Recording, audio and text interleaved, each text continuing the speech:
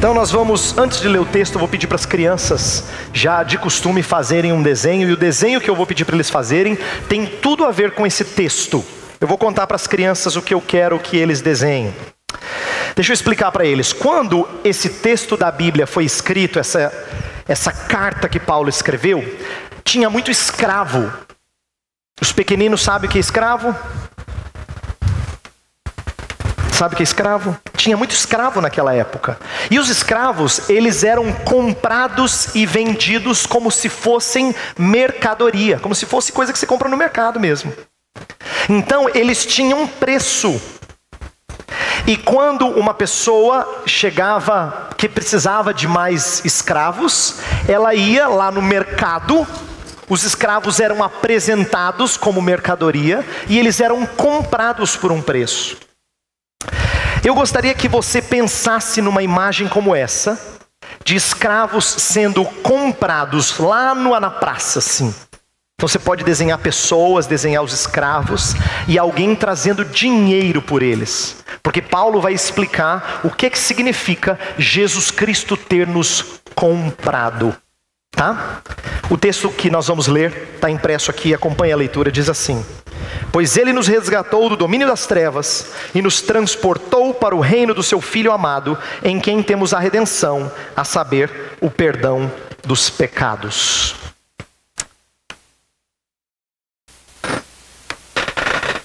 Esses dois versos, Colossenses 1, 13 e 14, falam de uma redenção radical. Foi esse o título que eu dei da mensagem de hoje.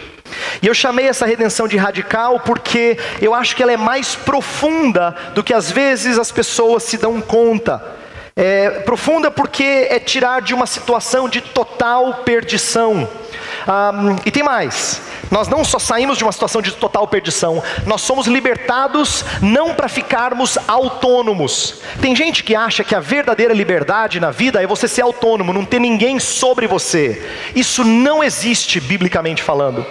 É impossível você ser liberto para ser autônomo. Você sempre se torna servo de alguém. Então a gente vai ver como essa redenção aqui é uma redenção que produz liberdade, mas uma liberdade estranha aos olhos da sociedade, porque é uma liberdade servil. E Paulo vai tratar dessa liberdade aqui, uma liberdade servil. Nós nos tornamos totalmente livres, mas agora temos um novo Senhor. E isso é parecido com o que acontecia, quando houve a abolição da escravatura no nosso país. Muitos escravos, quando foram libertados, eles optaram por voltar a servir os seus antigos senhores, porque eles não tinham para onde ir e como sobreviver, não tinham posse, não tinham emprego. Então eles faziam o quê? Agora eles eram livres, mas que voluntariamente se colocaram sob os seus senhores. A grande diferença é que nós não somos libertados para voltar para o Senhor antigo. Nós somos libertados para viver agora debaixo de um novo Senhor. Uma vez, Jesus Cristo perguntou para os discípulos: vocês querem ir embora também? Porque tinha gente que estava abandonando a ele. E Pedro falou assim: Senhor, para quem iremos? Tu tens as palavras de vida eterna. O que Pedro estava expressando é: Senhor, nós temos que ficar debaixo do seu controle, Senhor. Para onde nós vamos? É impossível nós sermos autônomos. Eu não posso não ter Senhor. É o que Pedro estava dizendo. Então nós vamos falar de uma liberdade que é servil, porque espiritualmente falando, é impossível ficar sem Senhor. Mas é uma redenção radical, e eu estou enfatizando essa expressão também porque é um resgate muito diferente do típico resgate de sequestro. Assim, quando o policial resgata alguém, tira alguém de uma situação de sequestro, algumas coisas acontecem, e aqui no texto é exatamente o contrário. Quer ver? Eu vou dar um exemplo. Um resgate de sequestro bem sucedido tem que ter algumas coisas. Primeiro, não pode ter morte. Para ser bem sucedido não pode ter morte. Segundo, as pessoas inocentes é que são libertadas, não é? Isso aqui é um resgate bem sucedido, você libertou os inocentes.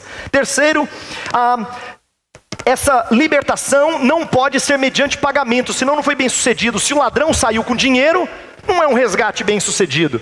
É quando ele não recebe pagamento que foi um resgate bem sucedido. Em quarto lugar, os culpados são levados a pagar por seus erros.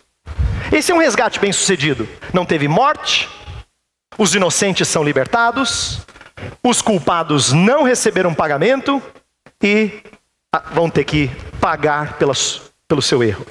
O resgate de Jesus Cristo é o oposto disso. Tem morte. Quem é libertado não é inocente, é o verdadeiro culpado da história. Também precisa ter pagamento, e muito alto. E por último, quem é culpado de verdade não paga.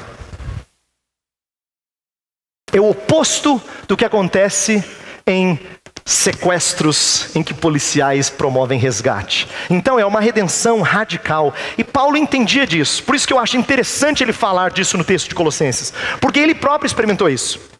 Paulo era um fariseu que antigamente, antes da sua conversão a Jesus Cristo, ele era chamado de Saulo. Esse era o seu nome de nascimento. E Saulo era um fariseu. Fariseu eram os estudiosos muito rigorosos da lei. E eles viviam uma prática muito assim, rígida.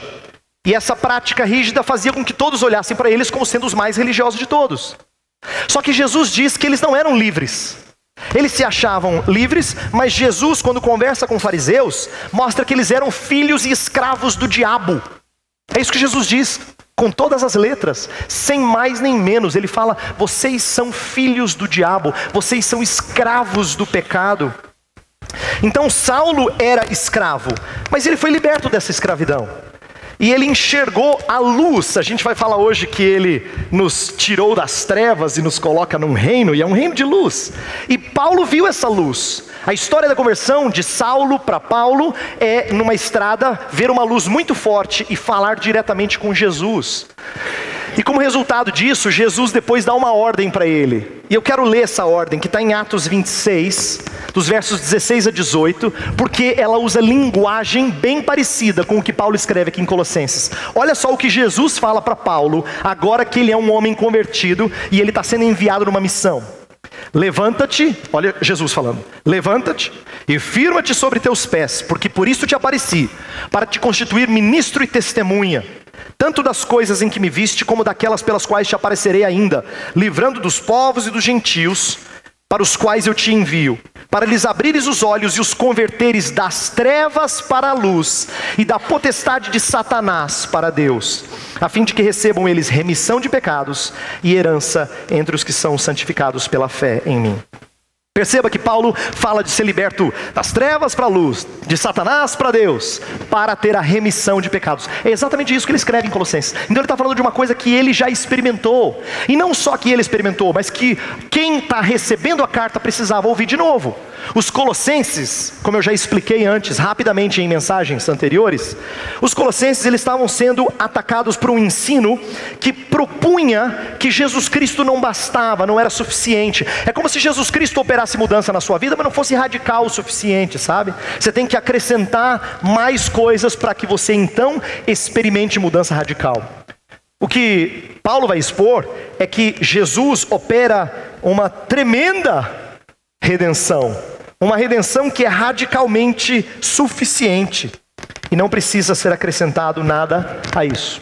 Então eu quero, ao explicar essa redenção, eu quero falar de duas coisas que estão interligadas, mas de acordo com os versos 13 e 14, eu quero falar do transporte espiritual e do resgate sanguinolento. Esses são os meus dois pontos hoje. Do transporte espiritual e o resgate sanguinolento. O transporte espiritual está no verso 13 e o resgate sanguinolento no verso 14.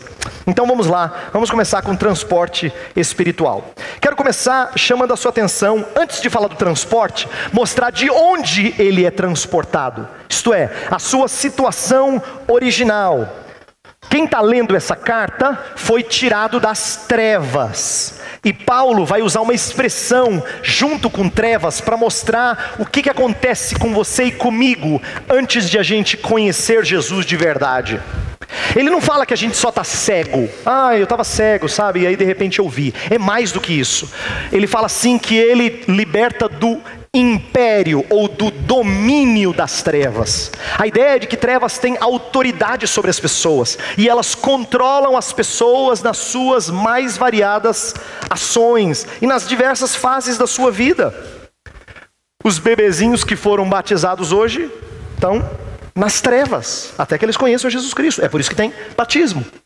E como eu expliquei há pouco.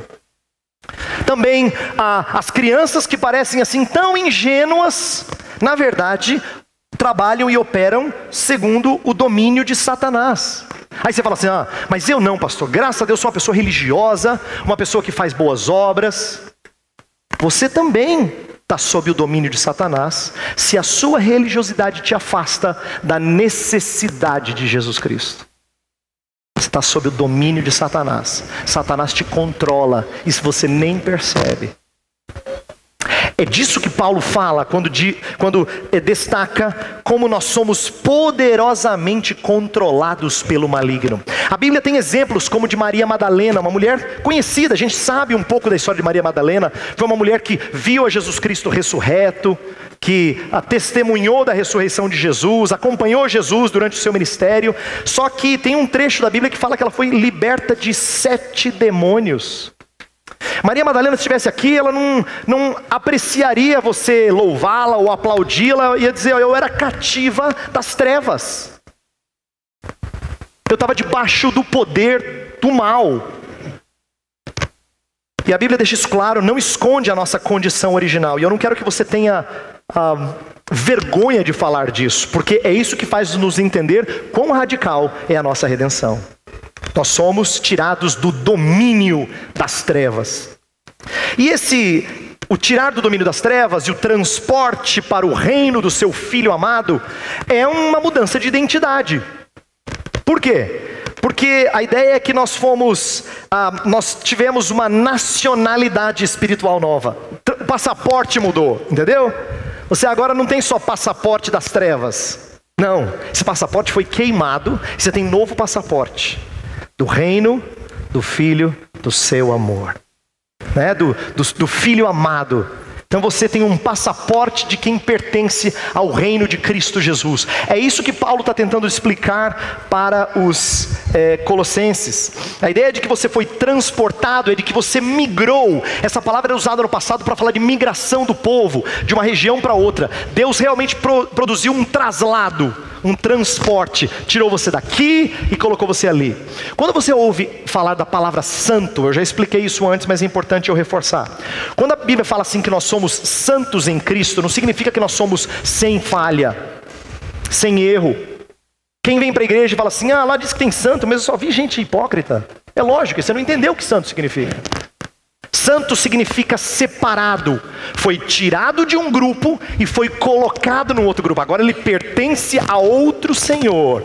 Ele foi libertado do domínio das trevas e foi colocado no reino do seu Filho amado. Essa é a ideia do transporte espiritual que nós recebemos. E é bom que você entenda que esse transporte, essa mudança, ela é imediata. Tá? Não é uma peregrinação de 40 anos. Não. Quando Deus transforma alguém, a Bíblia fala que ele é feito nova criatura. Os verbos libertou e transportou, eles trazem a ideia de pretérito perfeito, para lembrar de aula de português. Em grego são tempos verbais que falam de uma ação completada. A ideia é que acabou. Você não está sendo libertado, você foi libertado, você foi transportado. Você já faz parte de um novo reino. O que isso significa para a gente? Significa que nós não podemos achar que Satanás ainda tem controle sobre nós. Tem alguns crentes que têm a impressão de que você ainda continua lutando para se livrar de Satanás. Então você não entendeu. Porque Deus não deixa com que Satanás tenha domínio sobre aqueles que são dele. Então, libertação das forças do mal não é uma coisa gradativa no que tange ao domínio, ao poder, ao controle, à autoridade sobre alguém. Você vai me dizer assim, pastor, mas a gente ainda erra. Sim.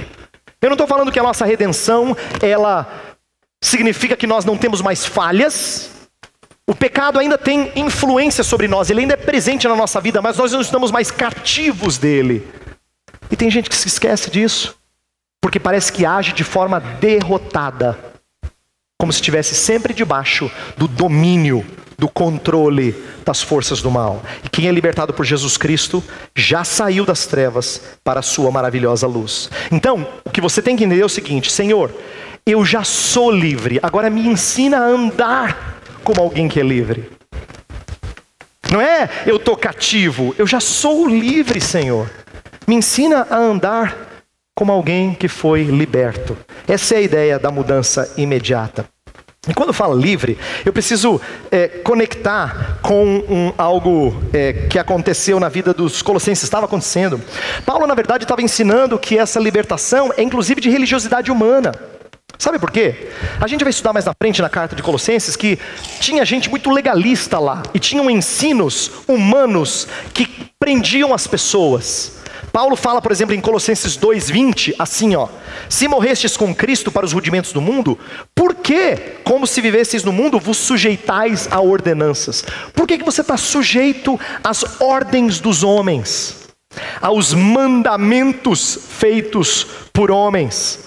Paulo fala em Colossenses 2:8 que são rudimentos do mundo, tradição de homens. Por que você continua sujeito a isso? Você já foi livre. Você já foi liberto. E por que isso aqui é importante? Porque Jesus Cristo precisa ser entendido de tal forma que você não fica mais cativo das regras que homens fazem. Porque na verdade, sabe por que tem muita gente religiosa nesse mundo? Porque nós nos preocupamos em ter a aprovação de pessoas. As pessoas e o que elas pensam de nós conta muito.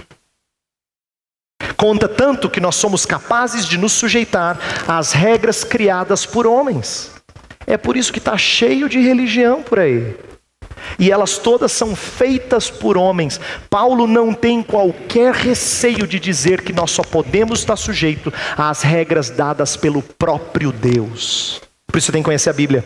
Se você não conhece a Bíblia, você vai se sujeitar a regras humanas. E você vai ser cativa de regras humanas e de crenças e crendices e tradições. Você tem que conhecer as regras que vieram do Senhor, as ordenanças que vieram do Senhor. Elas são libertadoras. Mas mais um pouquinho ainda sobre o verso 13. Eu disse isso no começo e eu quero reforçar. Quando Deus nos liberta do império das trevas, do domínio das trevas, e nos transporta para o reino do seu Filho amado, o que ele faz aqui? Ele nos dá uma liberdade servil. O que eu quero enfatizar, como eu disse no começo, mas eu estou destacando aqui, é que Deus não nos deixa sem Senhor. Nós saímos de um domínio e somos colocados debaixo de outro domínio. Você deixa de ser servo das trevas, mas agora você é servo da luz. Você nunca deixa de ser servo. Você continua servo. E é importante eu destacar isso, porque não pense você que cristianismo é ficar livre para fazer qualquer coisa. Tem um fenômeno interessante na igreja brasileira que você precisa entender. Não importa quanto de evangélico você entende, quanto da igreja evangélica, mas o que eu vou dizer agora eu acho que é compreensível. Durante muito tempo, a igreja evangélica brasileira que mais crescia eram as igrejas chamadas pentecostais. Aquelas que têm as regras muito rígidas de como vestir, do que fazer. E isso era ser crente aos olhos de muita gente. Só que com o crescimento de igrejas que não têm mais esses costumes, tem evangélicos que acham que agora estão livres de tudo e todos, como se a liberdade deles não fosse de prestar contas ao Senhor.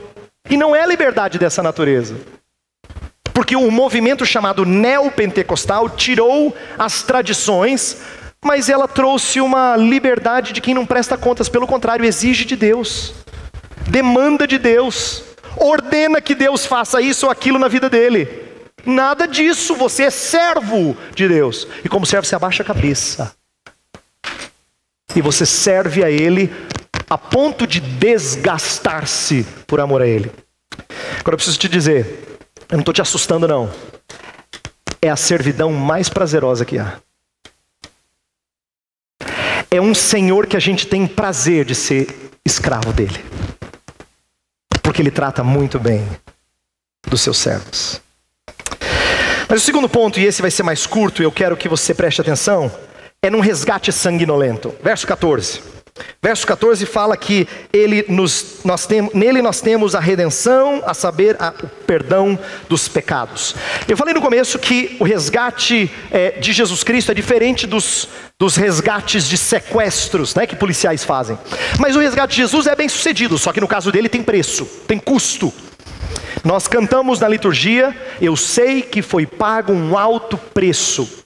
E é isso que esse texto diz. Fala de uma libertação que acontece em Cristo, Separado dele nada é possível. Então é nele que nós temos o quê? Nós temos a redenção. E a redenção tem a ver com o que eu pedi para as crianças desenharem. Redenção era uma palavra usada no mercado de escravos para que alguém chegasse e comprasse o seu escravo. Então ele libertava mediante preço.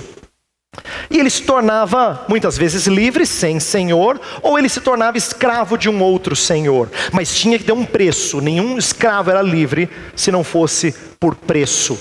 Então essa linguagem Paulo pega para mostrar que nós também fomos comprados por um preço. O texto que a gente leu no começo, Efésios 1, verso 7, fala assim, ó, olha na sua liturgia. Está lá no começo. Fala, nele temos a redenção por meio de seu sangue. O perdão dos pecados. O preço é o seu sangue. O preço exigido é para que nós sejamos transportados para o reino de Cristo. Foi o sangue imaculado de Jesus Cristo. E eu preciso explicar que é uma redenção... não é pago para o sequestrador, que aqui a analogia do sequestro que eu dei no começo ela é muito ruim. Não pense você que Jesus Cristo chega e paga para Satanás alguma coisa, para Satanás libertar você. No passado alguns crentes achavam que era isso que significava a redenção. Mas nós sabemos que biblicamente Jesus Cristo tem alguém muito mais importante que realmente tem domínio sobre nós e é ele que tem que ser pago. Você vai estranhar isso, mas o Filho Jesus Cristo paga o resgate para o Pai. Você fala, o quê? O Pai? Mas o Pai não é bondoso? Como é que ele exige pagamento? Porque o Pai, na sua santa ira, não pode passar em branco quem é culpado. Ele é justo. Deus não passa borracha em crimes. Deus não fala, ó, tudo bem, debaixo do pano. Vai debaixo do tapete. Deus não faz assim. A sua santa ira exige que haja pagamento.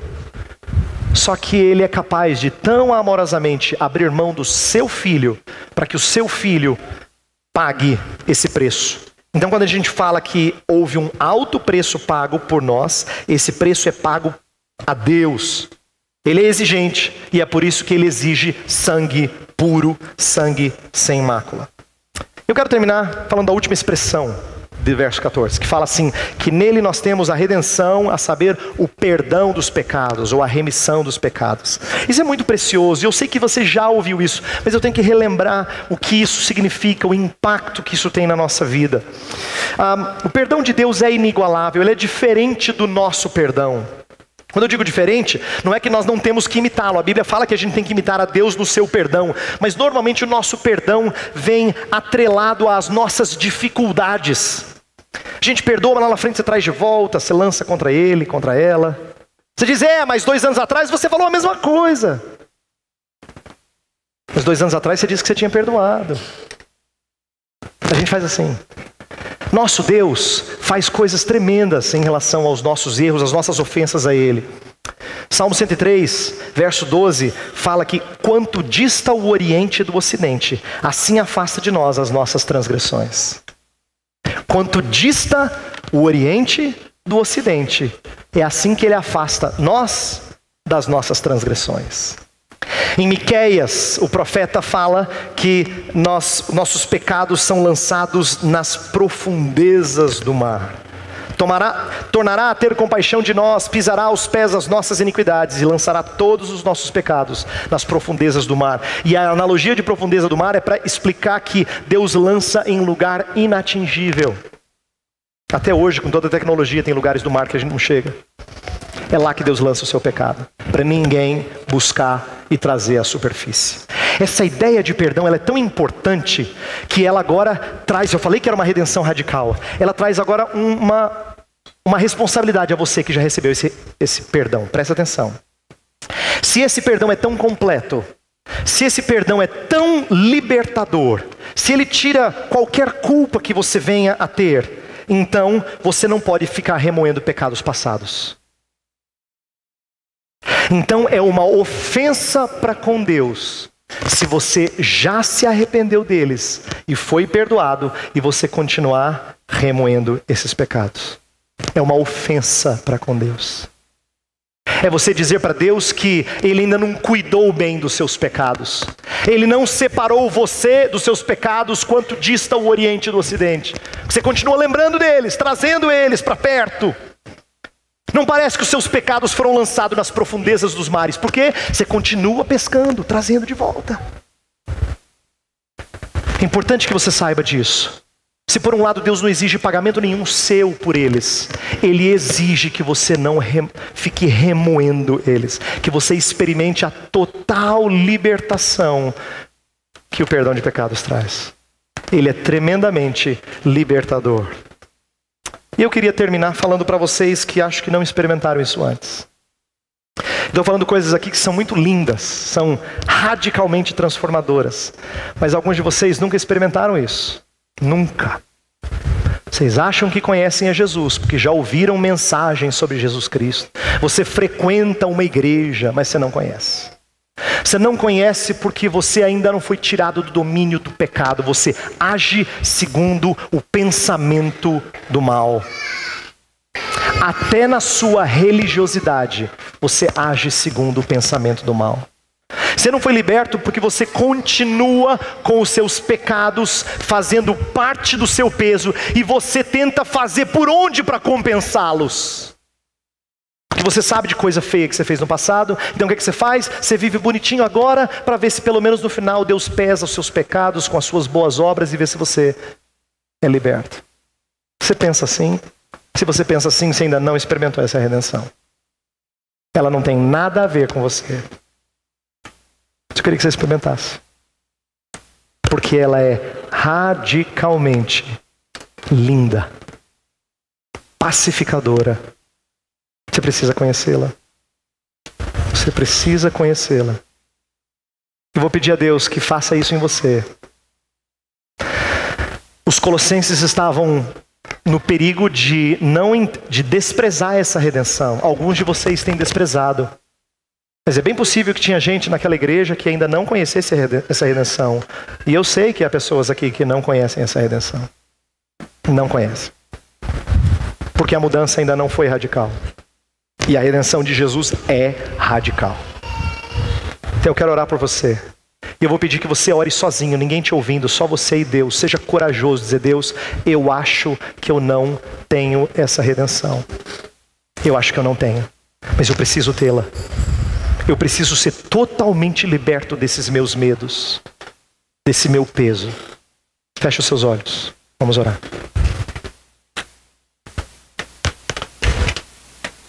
Senhor Deus, há tantos que ouvem falar de Jesus, mas que não sabem o que significa ser remido por Ele.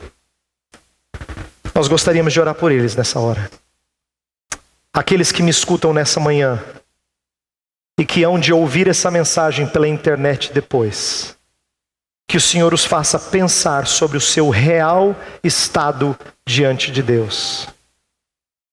Não é suficiente que eles estejam frequentando a igreja. Não é suficiente que eles tenham recebido uma educação cristã. E nem que conheçam um pouco da Bíblia. Nada disso basta se eles não experimentaram o transporte das trevas para o reino de Jesus. Se eles não tiveram os seus pecados totalmente quitados. Eu acho que alguns hoje ainda não entenderam. Por isso nós clamamos e pedimos pela tua graça libertadora. Que o Senhor traga isso à mente deles. Que o Senhor entristeça o coração deles agora, Senhor. Que eles venham a ter a coragem de afirmar diante do Senhor que eles ainda não experimentaram essa redenção, mas que querem essa redenção. Transforma-os nesta manhã. Faze-os experimentar esse transporte espiritual e esse resgate que custou o sangue do teu Filho. Nós pedimos isso em nome do sangue dele. Amém.